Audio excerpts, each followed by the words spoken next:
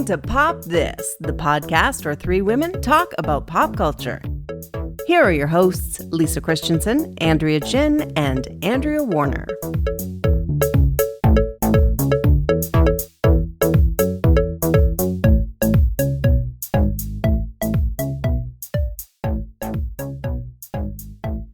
So I am going to go out after we are recorded the podcast.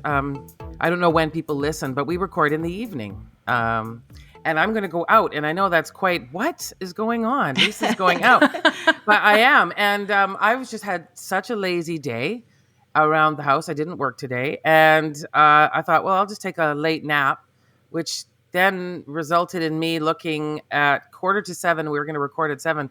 And all of a sudden I went, oh my gosh, I have to shower. I look like frightening. Like this has to happen. I need to shower. And so I got in the shower and it's really quite sunny out. And I usually only shower, I realized, like in the very early morning. I never shower in the afternoon. It felt so weird. I'm an evening showerer. What? Yeah. Fascinating. I've always preferred the idea of like washing the dirt of the day off you before you go to sleep. Yeah, that makes sense. But what about your hair? Doesn't it all get mussed up for the morning or what? No, it's fine. I don't like sleeping on wet hair if I can avoid it. Oh yeah, I have too much hair, so like I blow dry my hair. Oh yeah, so I don't blow dry my hair. I let it dry naturally, and it can take between 6 and 10 hours. So I tend to, like, I try really hard to actually cultivate a shower window from sometime between 3 and 7:30. That's like my ideal peak shower times because 3 and 7:30. Yeah, wow. I don't know. Not that it takes that long, but I just like to aim for that window. I just like to, because we live in like an apartment building and there's like all of these condos, and I find that like I like a really hot shower, and if I go in the morning during like peak people getting up times, no good. If I do like late evening, also usually no good. People doing laundry and showering and stuff like that. Because the way your water pressure just goes down. Our water pressure isn't great to begin with, so like that's a whole other ordeal. I mean, I say ordeal in the most comfortable sense of the privileged word. Anyway, most comfortable and privileged sense of the word. But also, I like a very hot shower, and if I don't do it when almost no one else is doing like hot water activities, it's somewhere between like warm and hot, and sometimes occasionally lukewarm to not hot. Yeah. And I don't know if you've ever had this, but like when you get into a shower and it starts out hot, and about 3 minutes in, it is suddenly not hot at all. And you still are like in the process of like having to do the full like, soap down and conditioner and like, anyway, I don't like it. No. I don't like it at all. How hot are we talking? Like, is the whole bathroom just like full of steam when you're finished? Yeah. Okay, that's pretty hot. Yeah, I like a hot shower. I also have recently, finally, after living in this apartment for going on 14 years in July. Like, that's a long time. It's the longest I've lived anywhere in my entire life. Yeah. Yeah. Like, ever. We finally replaced the shower head that came with the apartment originally. Because when we were traveling in Europe, all of our hotels had these, like, very nice and normal and useful, like, detachable shower heads that you could then like spray all the crevices of your body, which is like, it was you just describe it so artfully. Well, it was so useful. Like, you just you lift a leg here, you like, like pick up a boob, like you can do whatever. You can do other things with the shower heads too. Well, that's what I've heard, but like I've just never been like one. I've just like I'll be honest. I've never been a shower masturbator. Like that's just not really my jam. Maybe a bathtub, but not a shower. Anyway, because it's not really for me about like a vibration situation. I like to have like a more like fully realized experience. Mm-hmm. Yeah. reading materials are preferable. Anyway, back to the shower. So we finally got this, Carlos looked at the wire cutter, all the different shower heads, and we really did some research and thought about it and talked about it. And we finally decided on this shower head, and it's got the waterfall shower feature that I like off of the top part. And then the wand part that's magnetic and sticks to the actual shower head, and so it's all detachable, and it's quite aggressive, someone just angrily hitting you with a very forceful stream of pee. And I enjoy that sensation. Not being peed on, but the force of the water. I like that. Thanks for clarifying. Yeah. The waterfall part, because our water pressure isn't that good, the waterfall kind of, it's less a waterfall and more of a tepid kind of a light rain. Leak. A light rain. Thank you. Yeah, it's a light rain. And so that's... But you live in a giant complex of condos, so... That's the thing. There's so many people in this building, and I like it. I like living here, and I'm not interested in moving, but every once in a while, my dream 3 things for any potential future apartment that we might live in would be a window in the bathroom. Yes. It doesn't need to be both bathrooms, but a window in at least one of the bathrooms. A strong water pressure. Why do you want a window? Is it for because I like it for venting purposes. So I like it for venting purposes as well. And I just think it's extremely, I don't know. It's just extremely polite to be able to open a window, depending upon your bathroom situation, especially when it's multiple people sharing a bathroom. I like a ventilation. That's right. good. It's not because you want to be able to sit on the toilet and look out the window. No, I mean, I have done that in different bathrooms, and but I don't like the chance that you're going to make eye contact with someone.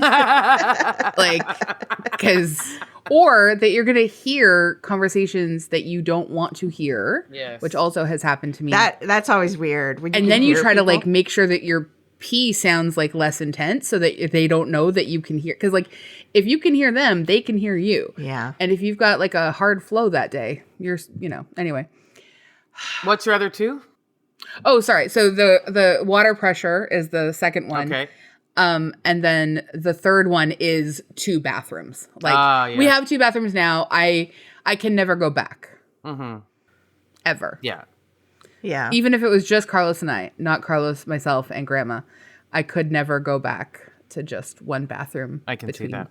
The 2 of us. I have another shower question for you. So yeah, please. I was watching a clip from an Australian radio show, and there was a man and a woman talking, and the woman said, "When you put the bar of soap up your bum," and he said, "What? What are you talking about?" And she says, when you're cleaning with the bar of soap, and then he says to her, "Don't you take the bar of soap, run it around your hands a bit so you get the lather, and then lather yourself with it." And she said, "Don't you take the bar and rub your body with it." I'm a body rubber. Yeah, I mean, I'm not saying about the bum part. I don't know. They're not sharing. No, they're not. They weren't a couple. A couple. If it's your own soap that you're using, then you can do whatever with it, I guess. But I prefer lathering my hands and then putting the soap down. See, I've realized, using I have a shower mitt. Oh, I take the soap and I rub the bar of soap over me. Yeah, I'm a body rubber with the bar of soap, because the soap I have from my soap guy, whom I still love so much, and we just got soap when we were in the States on our trip.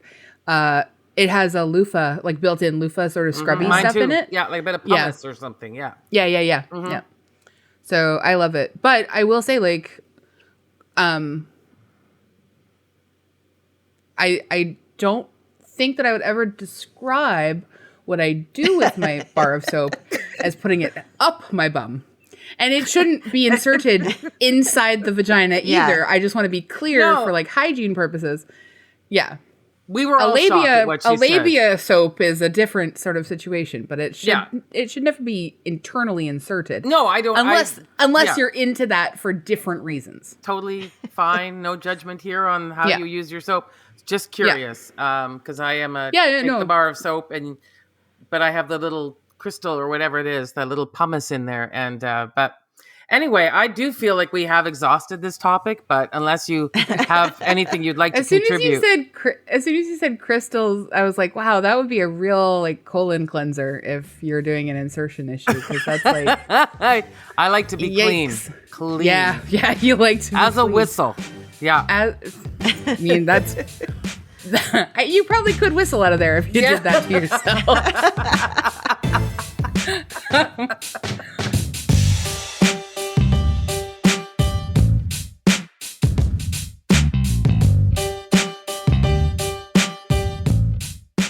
Not our best segue, and I'm not even going to pretend to get there. Instead, I'm going to hard stop, change subjects. I'm Andrea Warner. I'm Lisa Christiansen. I'm Andrea Gin. And you're listening to Pop This. The clean edition. The clean edition. We have made it to the end of wedding month. And I am really so happy that in this episode, we're sort of doing a wedding month and Pride Month celebration together. That we are ending on, I think, a high note. Mm-hmm. We've had a better wedding month this year than probably any of the others we've ever done. I was just going to say that. Yeah, and I think wild, right? Yeah. Sort of the low point of Sweet Home Alabama was a surprise. Yeah. Mm-hmm. Yeah. Like, other than that, I mean, obviously some stuff with Rachel getting married, but like at least it was, it was interesting and better than Sweet Home Alabama. Woo, just about everything is. I know. I think inserting the bar of soap would be, but that's a whole other thing. But here we have a really like incredible, wonderful movie that I'm so excited to talk about with the two of you, and we're celebrating a conventional anniversary with this movie. We're talking about The Wedding Banquet, which is currently enjoying its 30th anniversary. Wow. Hey? Yeah. I've never seen this movie. Yeah, I mean, I think I saw it in the 90s at some point. I think, I did too, because I like Ang Lee movies. So I would make an effort to see his movies, but it's been a long time. Or maybe 30 years. There you go. Yeah, like I think I was 14 when this came out. So like I was probably just the teensiest bit too young to go see it by myself in the theaters. Like it wouldn't necessarily have been, my dad wasn't at the cutting edge of going to cinema. So like we didn't often go to movies and like, but I did see, actually I'll stand corrected because like 2 years later, he made Sense and Sensibility, and I definitely went to see that in the $2 theater with one of my best friends. That was only 2 years later. Hey, gosh, 1995. Well, it's hard. It's hard to really date a period movie because you can't really tell from the outfits. Whereas this one, you could really tell 1993. Well, and kind of like if you think about the remarkable output of Ang Lee, like in the early 90s, we have his debut, Pushing Hands, in 1991. We have The Wedding Banquet in 1993. Eat, Drink, Man, Woman, 1994. And I'm pretty sure Sense and Sensibility in 1995. Yeah.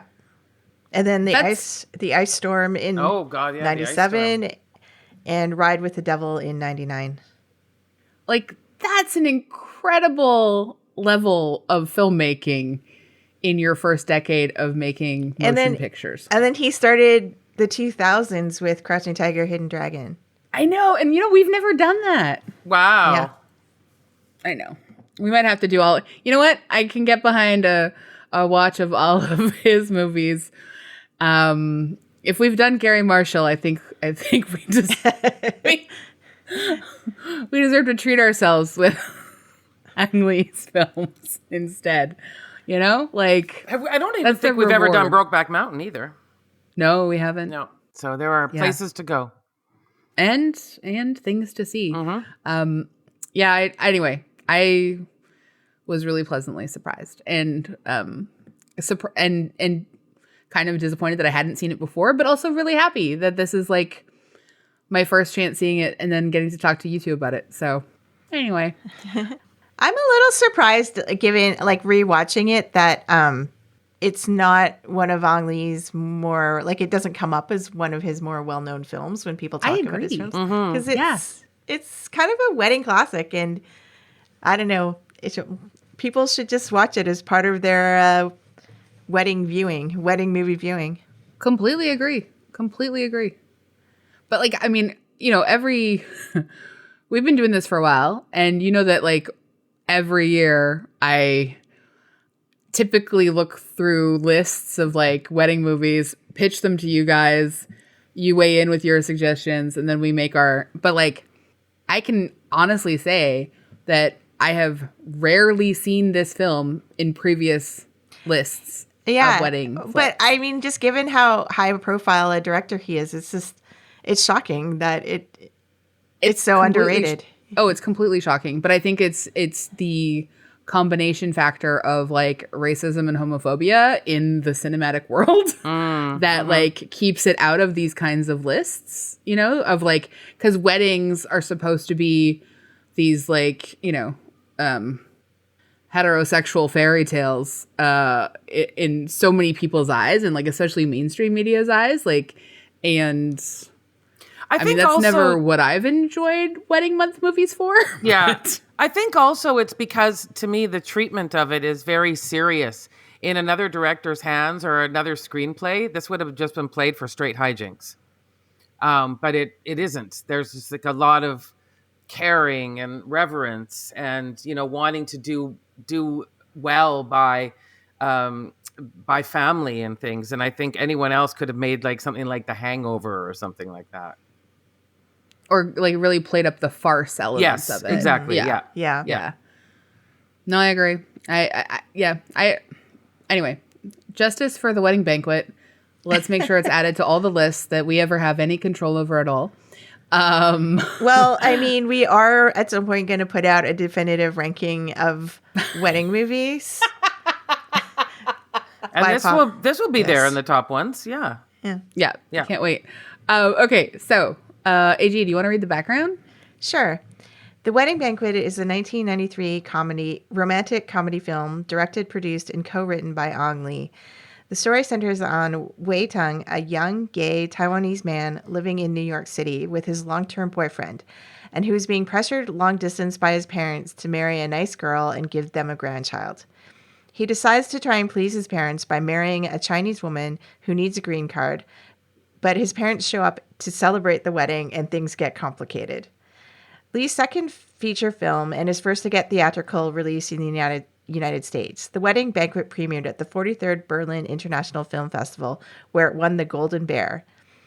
It was both a critical and commercial success, becoming the most profitable film of 1993 and won 5 Golden Horse Awards, including Best Film and Best Director.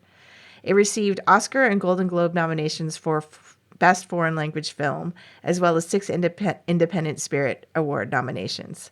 Together with Pushing Hands and Eat, Drink, Man, Woman, all showing the Confucian family at risk, and all starring the Taiwanese actor Long Si-hung, The Wedding Banquet forms what has been called Lee's Father Knows Best trilogy.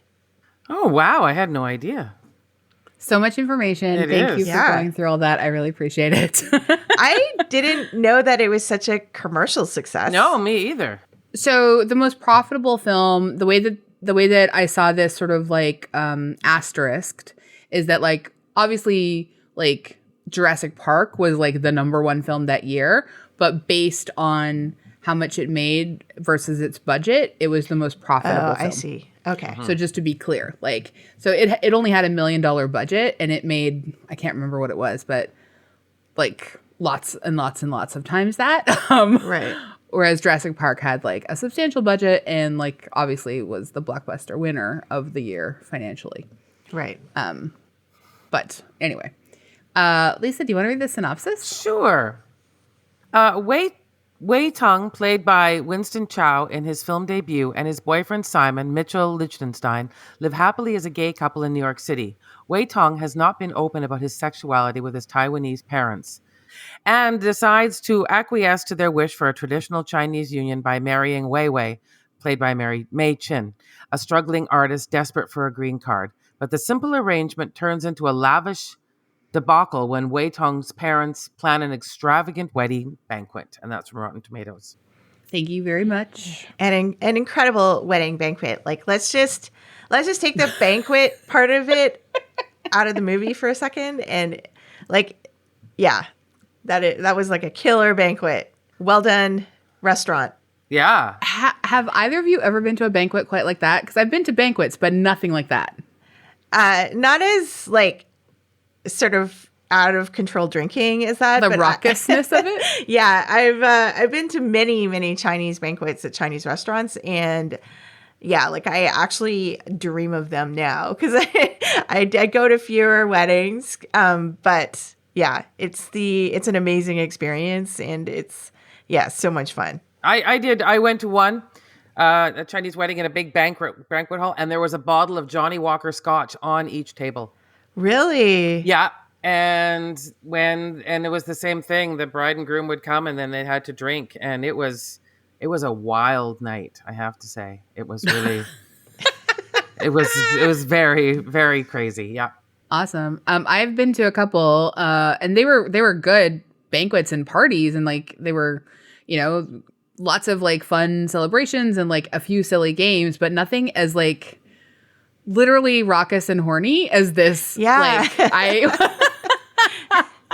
It made me laugh so hard, and especially in the banquet when the guy turns and says like, this is, I don't know, however many thousands of years of sexual repression. That's Ang Lee.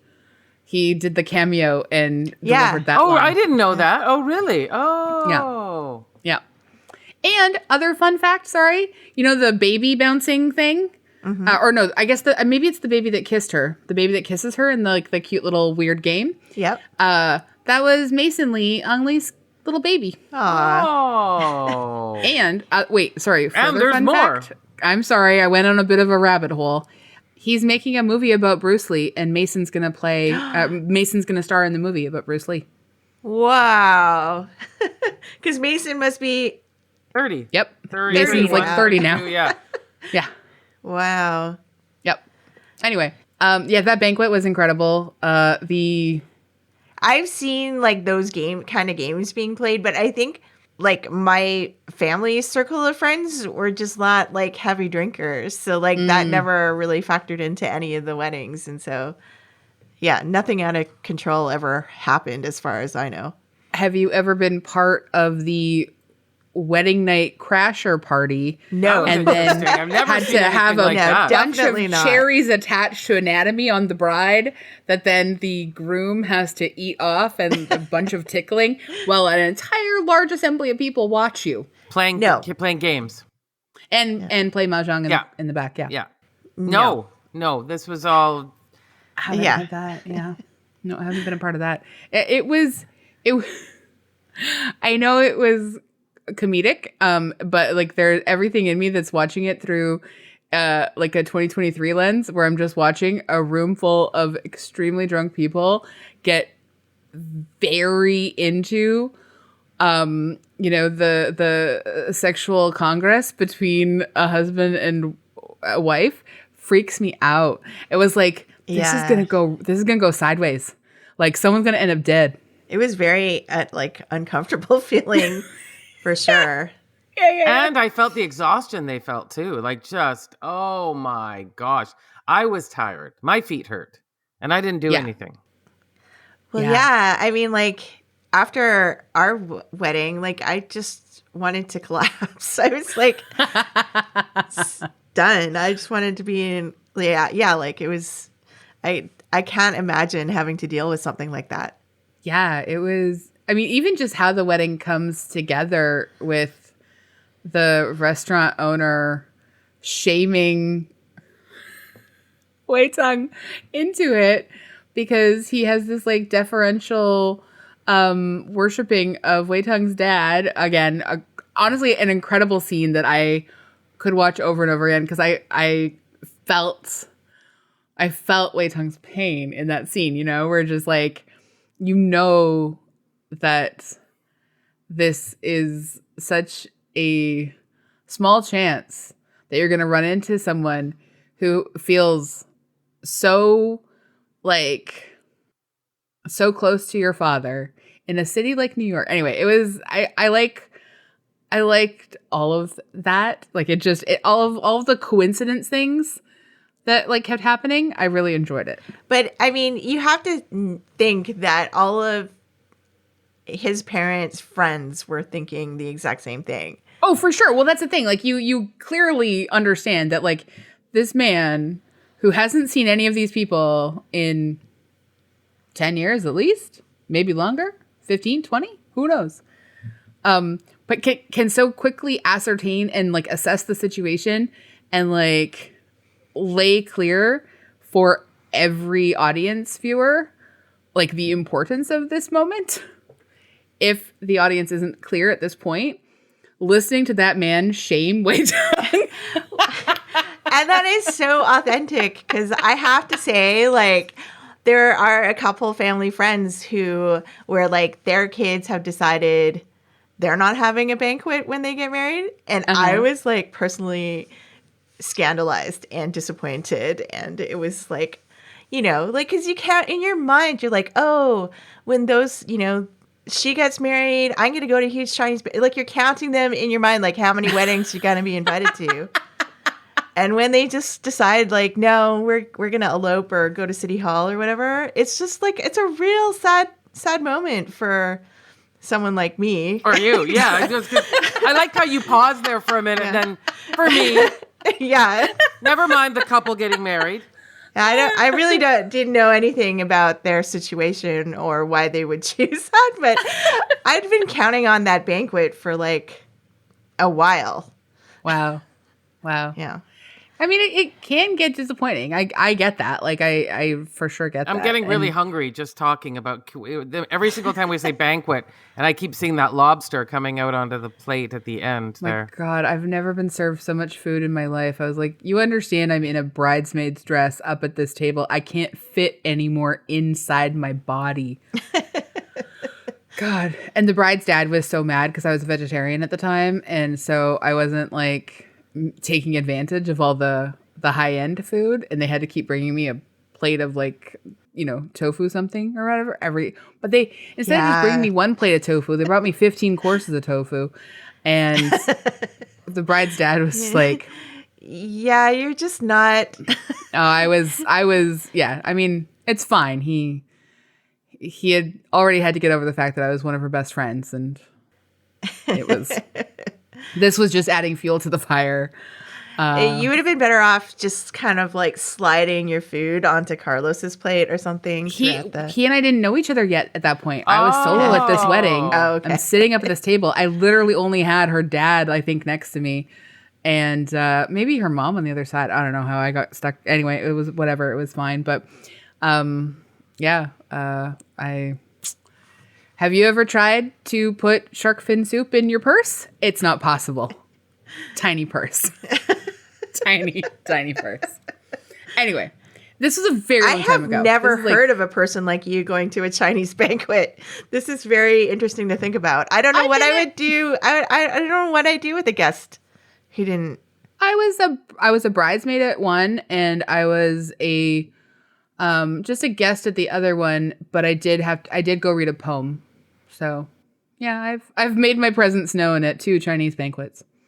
Wow. I now it's all I can think about. Like, how do I get to one? How do I do this? Who can I coerce into marriage? I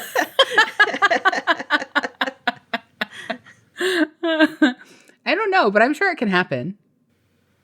Yeah, hopefully. Yeah. We'll see. Yeah.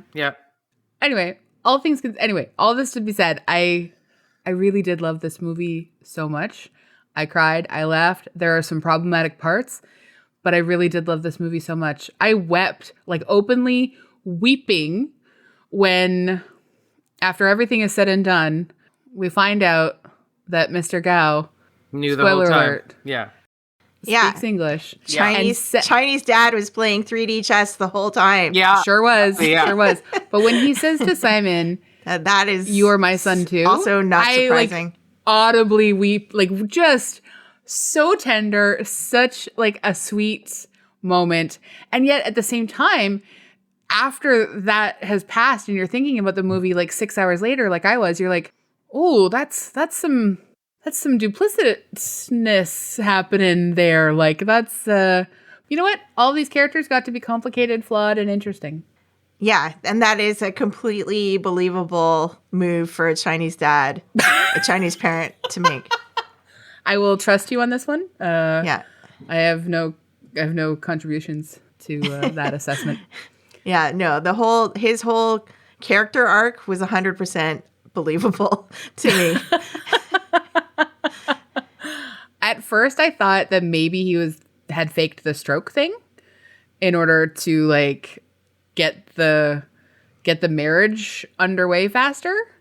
But then I realized he hadn't faked his stroke. So that was. I really enjoyed just the comical parts. It is a rom-com. There are some very funny things. Oh, for sure. Super funny. Watching at the very beginning when we see Wei Tung filling out the form, and he's like, speaks 5 languages, opera singer. Just the most ridiculous list. And they found someone who had all of those things. And then when he meets her, she's like, I got a white boyfriend. I don't know what to do. It was pretty funny. I was like, this could have worked actually as a fake marriage. The two of them could have also worked as a fake marriage. I thought that too. But they went in a different direction. I really appreciated that we got a character like Wei Wei who is alone, really vulnerable, depressed, sort of undocumented and living this sort of precarious existence. She has what can only be described, I think, as kind of a slumlord situation with Wei Tung, even though she's friends with Simon. But I guess she is not paying rent and paying him in paintings, but still, whatever. Her living conditions seem not good. It's 4 floors up. It's just there's so many different things that are happening for all of the characters. And I just really appreciated how much attention to detail they gave us for every single person felt vivid and real and authentic. Mm-hmm. Yeah, I totally agree. Yeah.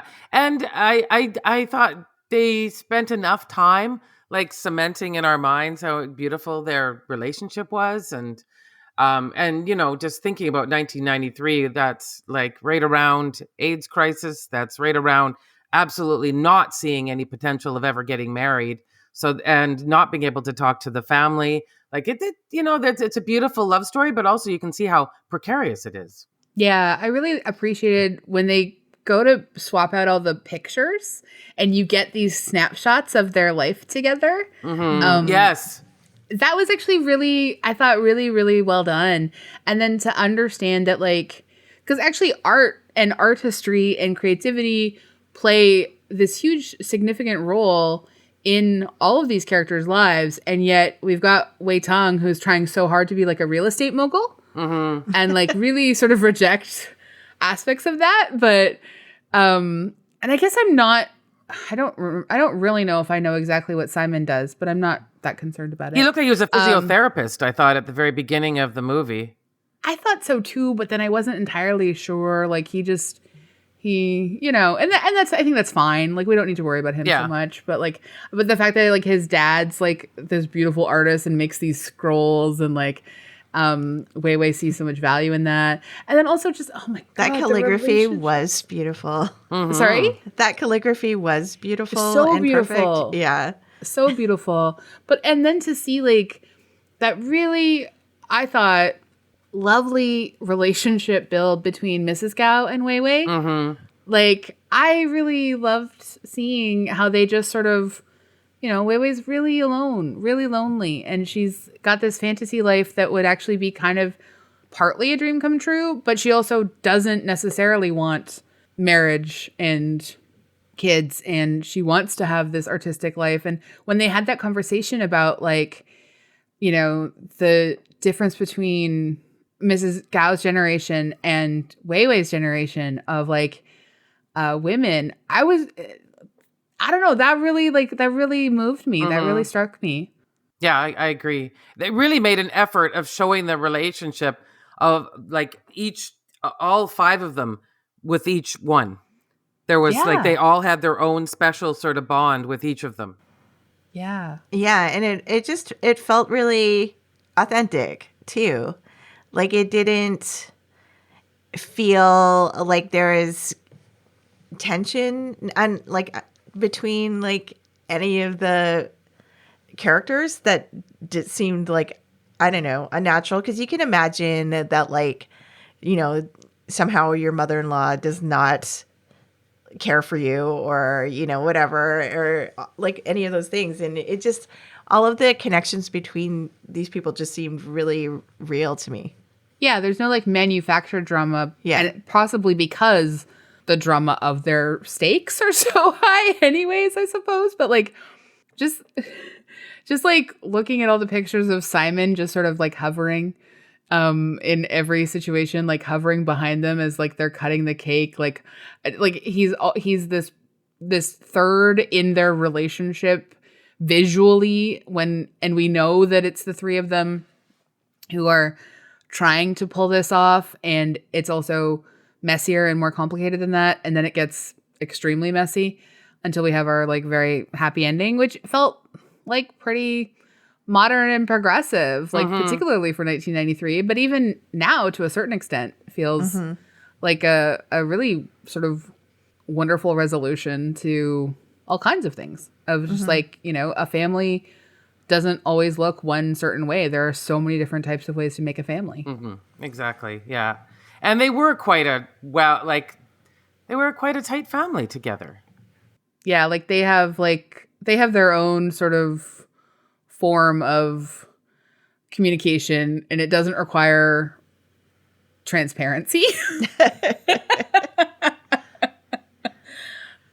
Well, this movie was super interesting in that like you can sympathize with every character in the movie.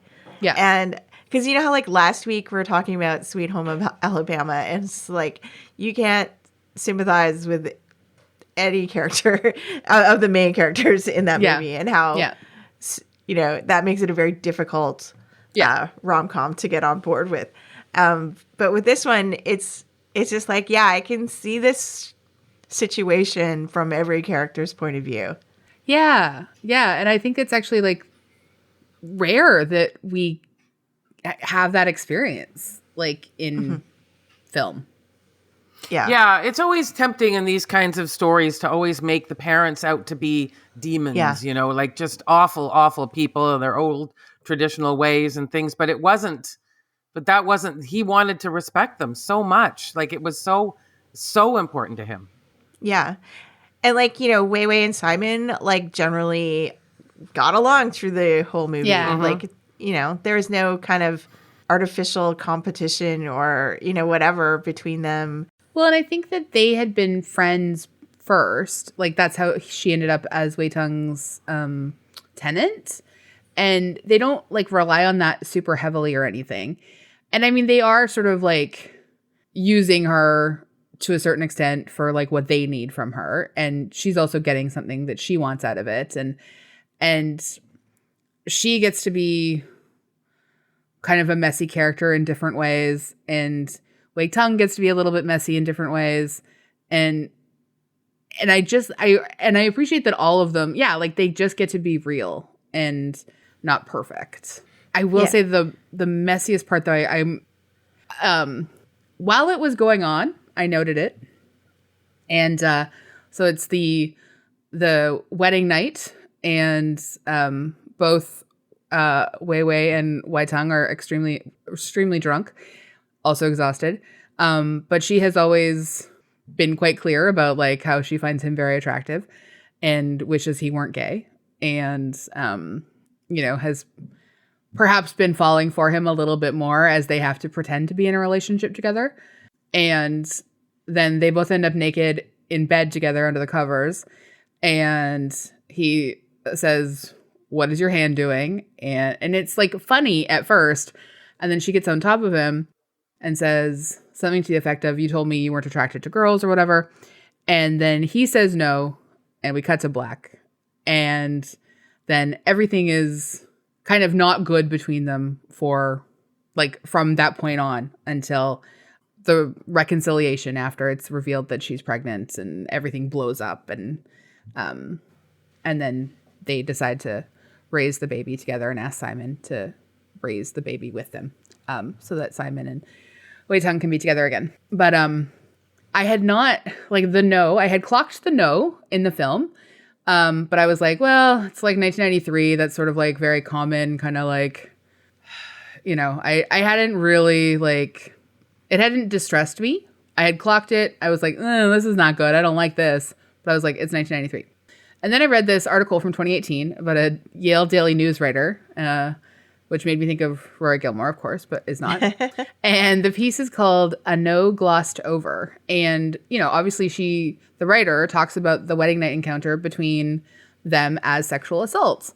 And of course, in a 2018 lens, 2023 lens, no is a very clear thing. No has always been clear. And I had to spend a lot of time with myself thinking about like how I had somehow still internalized like weird crap that I had been taught as like a young person, and that I hadn't like immediately sort of, I don't know, reclocked it through that lens.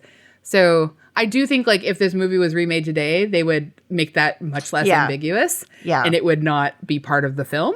Like it could still be like the actual sort of situation would be part of the film, but I don't think they would include the no. Yeah. And it would be yeah. Anyway. Yeah, you're right. You're totally right.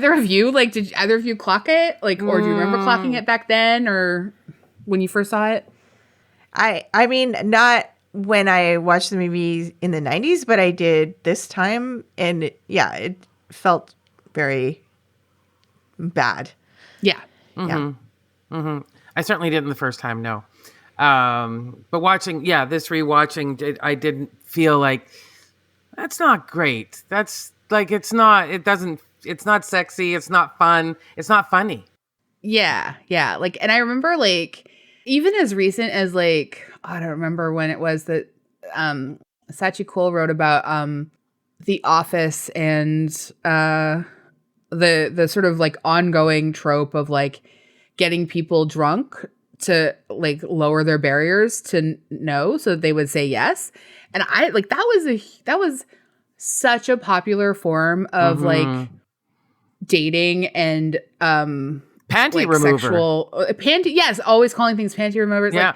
Like just this idea that if like you want to have sex with someone, but they're like not necessarily super into it, just both get drunk. Or like if you're a little bit shy and the other person's a little bit shy, get drunk, lower your inhibitions, blah, blah, blah. And that is not anything that has aged well. It's super gross. And it really did take like an article that I think was written as recently as 8 years ago for me to super wake up to that. Mm-hmm.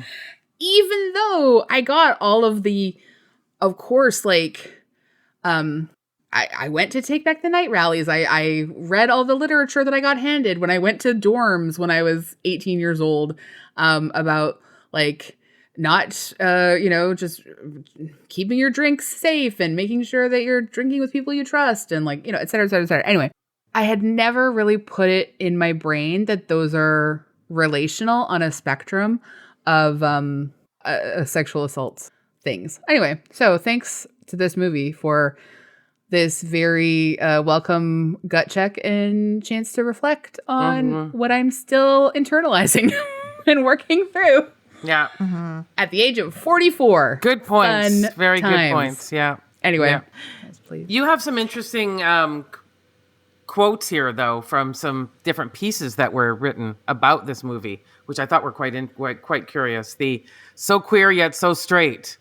Ang Lee's The Wedding Banquet and Brokeback Mountain. I hadn't even thought to put them together, but of course that makes so much sense. Yeah, I haven't read William Leung's entire paper about it because it's sort of locked behind a JSTOR thing, and I just didn't have time to log into that account through my library card. So this is just from the first page that I took the text. William Leung writes, through a close reading of his two quote-unquote queer films, The Wedding Banquet and Brokeback Mountain, I shall define the particular quality that sets these films apart from other queer films. What makes these films distinguished and original, I argue, is not so much that Lee has embraced quote-unquote queer cinema, per se. Rather, in each film, Lee has come up with a cogent and credible way to reconcile the sensibility of, quote, queer with the formalist aesthetic of, quote, conventional narratives. In the process, Lee may have perfected his own subgenre, the queer film done straight, through this ability to bring balance and preserve both the power of queer content and the integrity of straight narrative style. I thought that was kind of interesting. Like, Yeah, I want to read the rest of his Yeah. paper. Yeah. Because I think that is important to, these are two films that have taken up like a pretty prominent place in, the canon of queer cinema. And it is like through this filmmaker's straight lens. And yeah, I'm very excited to read the rest of the paper, but I think this like idea of him having his own subgenre is super interesting. Yeah, absolutely. And that's why I knew that there was more to say about, about the movie that I was missing, because I know that I will miss a lot. Well, I was looking for, like, when we do these outlines, like, we're always trying to look and find perspectives that, maybe are from people who are not one of the three of us, and represent different backgrounds. And so I really wanted to try and find, particularly because I knew the one perspective the three of us weren't bringing was, like, a, specifically queer perspective. And so there's not a ton of writing that I found, but I'm sure it's more in sort of like academic forms than it is necessarily in a lot of pop culture pieces. But I'm going to keep looking for it because I think it's like interesting and particularly, particularly if we go towards Brokeback Mountain at some point in the future. Yeah, because I think it's like this film is so underrated that it hasn't kind of bubbled up in pop culture very much. And so, yeah, I mean, I hope it has a renaissance at some point and it becomes like something that people discuss because there's just so much there. I think it could, and I think it will at some point. I think it's like, I think it has like these different moments where I know that I've seen a lot of like different queer cinema groups doing screenings of it. So maybe the conversations are happening in and around the screenings and aren't getting reposted online. Right. So maybe that's part of it. And maybe also just, I don't necessarily know all the places to look. So that could be part of it as well. I was kind of interested in, this is not someone who is that different from us necessarily, but thinking about Roger Ebert and how he interacts with different cinema, and like I didn't always like everything the way that he liked it or didn't like it, and I didn't always agree with him. But he gave this film 3 stars in 1993, and I think that he actually loved it a lot more than he wants to let on. And I think I don't know if he ever did a reassessment at any point, but he ends up saying that The Wedding Banquet is not a particularly slick film. The plot construction feels contrived, and the acting of the 2 younger men is somewhat self-conscious, although the parents are magnificent. What makes the film work is the underlying validity of the story, the way the filmmakers don't simply go for melodrama and laughs, but pay these characters their due. At the end of the film, I was a little surprised how much I cared for them. And I feel like he kind of nails it. Yeah, that's I the agree. thing. You know what I mean? Like, I'm sure that there are lots of other reviews that are sort of more in depth, but I think for 1993, he nails it quite well.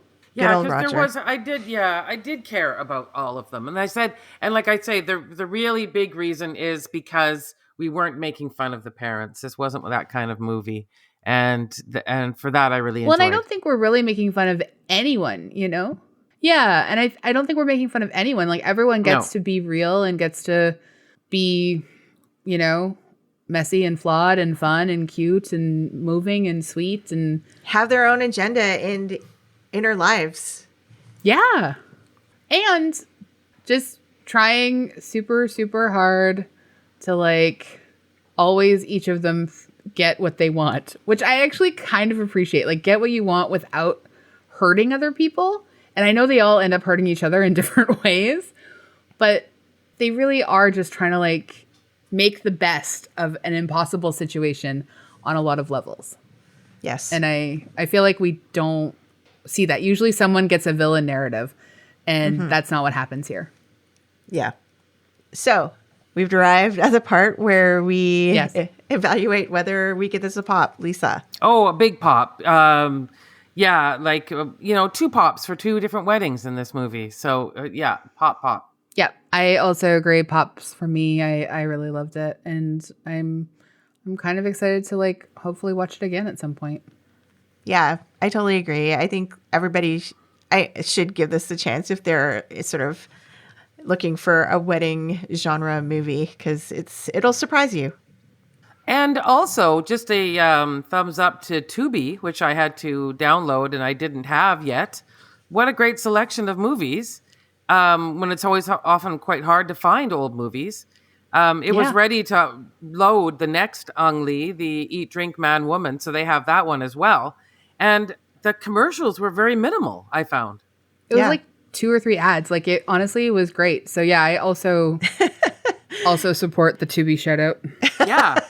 I'm just saying in case, You sound very begrudging when you said No, that. I just had never thought before that I would be like, yeah, let's hear it for an app. But I am like, well, but yeah. when most people talk about apps, they'll be like, oh, I've got Crave, I've got Netflix, I've got, Prime, Apple, but people don't often mention Tubi. Yeah, it seems really inoffensive. You get a free movie with like minimal interruption. Yeah. And not quite. There are some streaming services that shall be nameless. That play like 10 commercials. 10 commercials, exactly. Yeah. So well done, Tubi. And we're not getting paid by Tubi. I'll tell you that. We aren't yet. Suddenly, Can you imagine? This is our ad for Tubi that we're just like hoping they'll just like throw money at us after. Yeah, we're just subtly throwing it in there. Oh my God, that'd be so funny.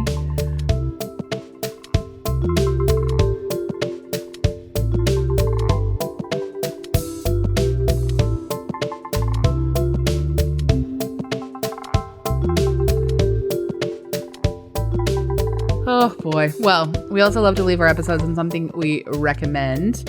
Lisa, do you want to go first? Sure. I just finished the 8th and final episode of Wellmania that is streaming on Netflix. I don't know if anyone knows. It's an Australian comedy starring Celeste Barber. I think a lot of people know Celeste Barber from her comedy and her TikTok videos that went viral of her copying different models in their different poses. She does like a podcast, right? Yeah, she does a podcast too. So she stars in this. And I don't want to tell you anything too much about the story. I'll just say I'll tell a little bit briefly. She's kind of a train wreck and works in lifestyle media, has to go, and she's in New York and has to go back to Sydney for her best friend's 40th birthday. And once there, she gets robbed and her green card is stolen. And so she wants to get a replacement, but she finds out that because of her hard living, her health is super bad. So she's going to have to get her health back in order before she can go back to New York. Comedy ensues. Also, some really touching friendships and family dynamics and grief. So it's really, really good. Eight episodes. Not sure when 2 is going to come. I'm really hoping for it, though. That sounds good. Cool. Yeah, it's really good. Yeah. That sounds awesome. AG, what about you? Well, I'm going to recommend an Australian television show as well. What? So I don't know what it is, but I'm watching this show called Deadloch. It's an 8-part Australian comedy that's been described as feminist noir. And it's about like these two women cops in Tasmania who are investigating a murder. And it's just like a murder mystery, but it's hilarious. It's so funny. Like, I laugh out loud in every episode. But yeah, it's very dark. And I don't want to ruin it because it's like a murder and you have to try and figure out who done it kind of thing. But, what's it streaming on? Amazon. Okay, that sounds really good. Yeah, at least I think you'll like it. It's called Deadloch. Deadloch. That Okay. sounds fun. Yeah. I can't wait. You better be picking an Australian comedy. Well, weirdly enough, no. I've been watching this murder show with my grandma from New Zealand Oh, called what? Are you serious? I'm serious, The Brokenwood Mysteries. Wow. What Yeah. a coincidence. Yeah, that's actually wild, now that I think about it. And there's only like, I want to make sure that it's, The Brokenwood Mysteries. So there are 9 seasons so far. I think it's gonna keep, we're up to season 7. It's only like 4 episodes per season. And we watch it via Acorn. And, we've really enjoyed it. They're typically like pretty interesting, compelling, shows, interesting stories. The lead character is a many times divorced man. We don't know how many times, but he's very, very lovable and obsessed with country music. And Canadian New Zealand musician Tammy Nielsen. Oh, I love her. I love her too. Yeah. Her music is featured heavily, at least in the first 5.5 seasons. She's in almost every episode, her music. And it's great. I really enjoy it. Excellent. Wow, this episode coming from down under. Wow. So much TV. I wonder what it is that we've all decided to like watch things from Australia. Branch out? Yeah. New Zealand. I don't know. I was looking for what they call the cozy murders for Grandma and I. But not so cozy because we find Father Downing quite boring, so I can't really get on top of that. But I stumbled onto the Brokenwood Mysteries, and it's really worked out for us. Well, we've got some good recommendations here today, friends. Thank you so much. You can hang out with us on the social media channels. You could email us at popthiscollective@gmail.com. You could rate and review us 5 stars. 5 stars. Like, as I like to say, our 5-star general here, Andrea Gin, who co-hosts and produces this fine podcast. And coming to you from not down under, but right here in Canada. Thanks for listening. Bye.